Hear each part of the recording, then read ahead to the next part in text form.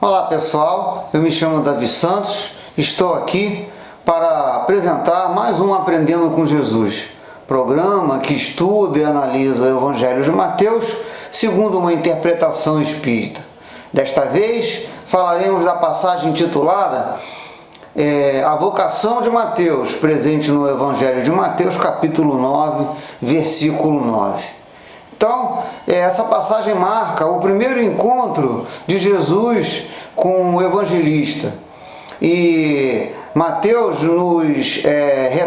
nos relata essa passagem da seguinte forma: partindo Jesus dali, viu um homem chamado Mateus, sentado na coletoria, e disse-lhe: segue-me. E ele levantou e seguiu.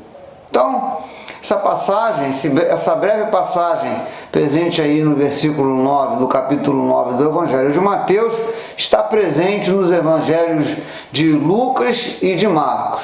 Em Marcos está no capítulo 2, versículos 13 e 14, e em Lucas está no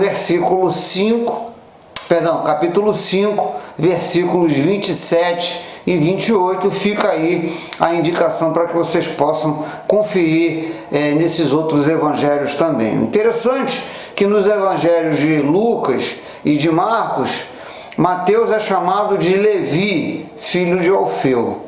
E ambos, aliás, nos três evangelhos, a gente percebe que essa passagem vem após a cura do paralítico em Cafarnaum. É uma característica que essa passagem vem exatamente após a cura, a passagem que a gente estudou anteriormente, denominada a cura do paralítico em Cafarnaum.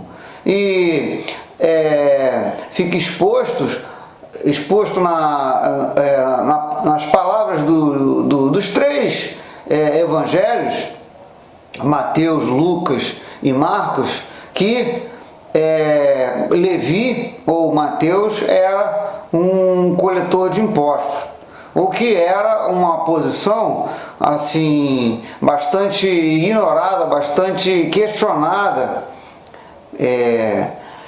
rejeitada, melhor dizendo, pelos judeus da época. E a coleta de impostos se dava de duas formas naquela época em que Jesus vivenciou a sua missão aqui conosco na terra. O coletor de impostos ele poderia ser uma pessoa contratada então aí pelos romanos, por Roma, pelo imperador, por César, para que ele, na verdade, essa pessoa pagava uma determinada quantia de impostos e detinha então o direito de cobrar ou de coletar os impostos de uma determinada região. Então, essa era o exercício da profissão de coletor de impostos, junto a Roma diretamente. Ou também poderia cobrar pedágios, para Herodes Antipas, o rei dos judeus da época, das pessoas que transitavam, que pretendiam circular ali naquela região da Palestina. Os historiadores e os teólogos afirmam que Mateus se encaixa em ambas as possibilidades, embora o texto bíblico não traga subsídio para que a gente possa classificar Levi ou Mateus em uma ou em outra situação. Ok? Então, os coletores de impostos eram muito impopulares, eram odiados pela população judia, porque como detinham o direito da cobrança de imposto, era comum que o cobrador de imposto cobrasse muito mais do que o exigido pelos romanos.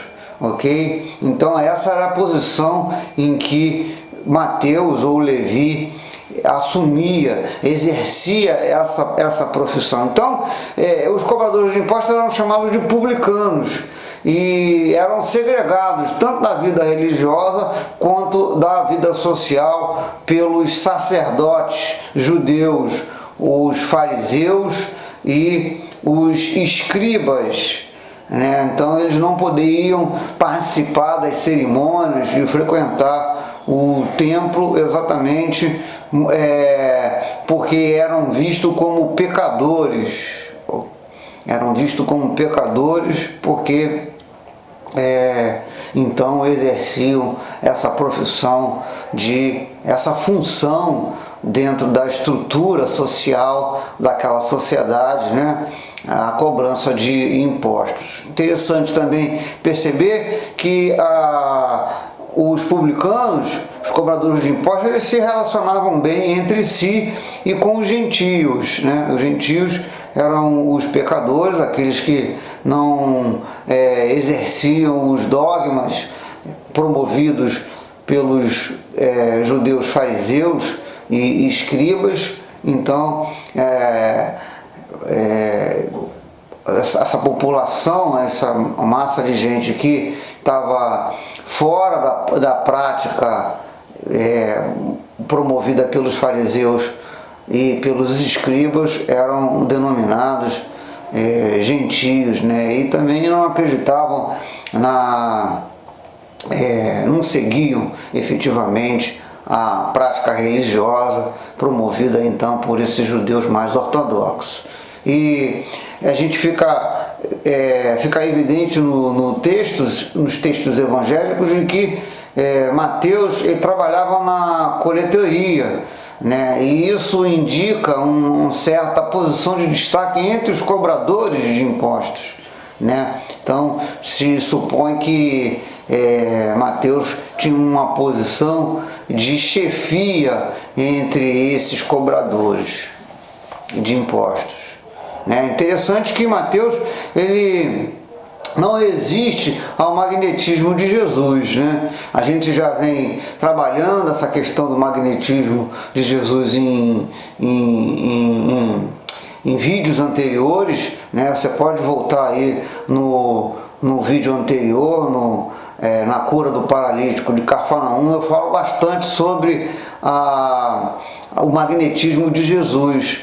E a gente faz essa interpretação a partir do livro A Gênese, os milagres e as predições segundo o Espiritismo, no capítulo 15, item 2, aonde Kardec fala e estuda a superioridade da natureza de Jesus, fala do seu perispírito, que é formado por fluidos quintessenciados, e dali vinha esse magnetismo, o poder de cura, o poder de sedução das pessoas, né? Realmente arrebatar as pessoas, e foi exatamente isso que aconteceu aí nesse encontro com Levi ou com Mateus. O perispírito de Jesus era quintessenciado, né? Tinha fluidos especiais, um magnetismo muito forte. Jesus possuía dupla vista, né? E de uma forma assim espetacular, a ponto dele entender e perceber o que se passava na cabeça e sobretudo no coração das pessoas. Então Jesus viu qualidades naquela alma, na alma de Levi, que muita gente não via, e que a maioria dos fariseus, que os fariseus e os escribas certamente não percebiam, porque eram preconceituosos contra os cobradores de impostos e não entendiam a verdadeira essência da alma. Mas Jesus tinha a dupla vista, com qualidades extremadas, né? E evidentemente não via dessa forma, por isso fez o convite a Mateus, que é descrito por Humberto de Campos no livro Boa Nova, lá no capítulo 3, denominado Primeiras Pregações. É um rápido diálogo que Humberto de Campos traz de Jesus com Mateus, que eu faço questão aqui de ler para vocês, que é muito emocionante, muito interessante para a nossa discussão. Disse assim Jesus a Mateus: que fazes tu, Levi? o interpretado fixou com surpresa, mas, seduzido pelo suave magnetismo de seu olhar, respondeu sem demora: recolho impostos devidos a Herodes. Aí Jesus pergunta: queres vir comigo para recolher os bens do céu? Perguntou-lhe Jesus com firmeza e doçura. Levi, que seria mais tarde o apóstolo Mateus, sem que pudesse definir as santas emoções que lhe demonstraram a alma, atendeu comovido: Senhor, estou pronto. Então, disse Jesus, vamos, abraçando-o. Então, realmente muito bonita a passagem, né? Essa rápida passagem, e a gente percebe pela descrição de Humberto de Campos, pela narração de Humberto de Campos, a disposição de seguir o Cristo de imediato, né? Promovido aí então por Levi, colocando inclusive a família, o próprio trabalho, né?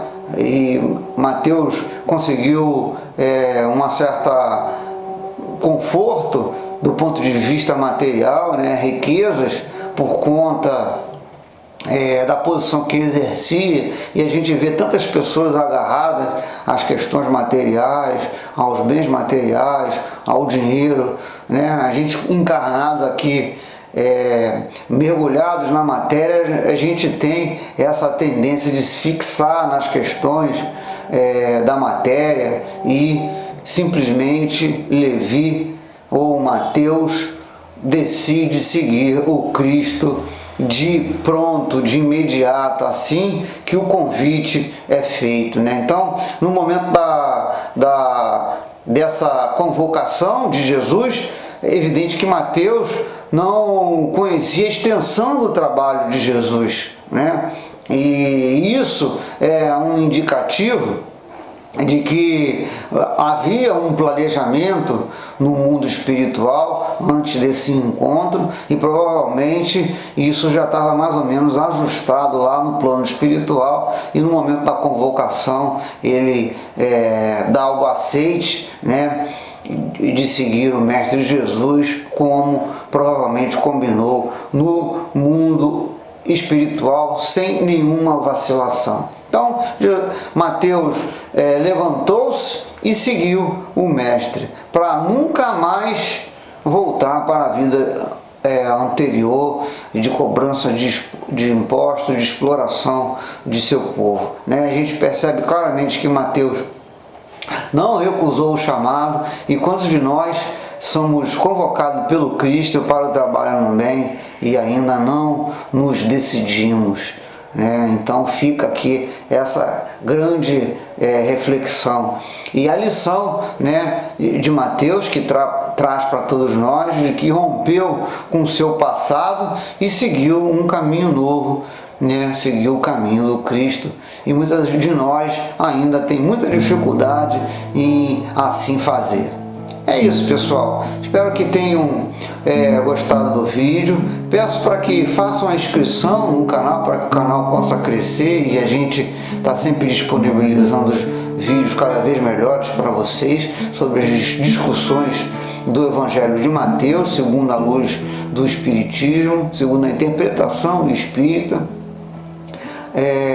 Peço para que você deixe o seu joinha, para que faça comentários, escreva comentários, para que a gente possa sempre aperfeiçoar o canal, né? E os vídeos, evidentemente. E que a paz do Mestre Jesus esteja conosco, e que todos tenham uma excelente semana. Fiquem com Deus, meus irmãos. Tchau, tchau.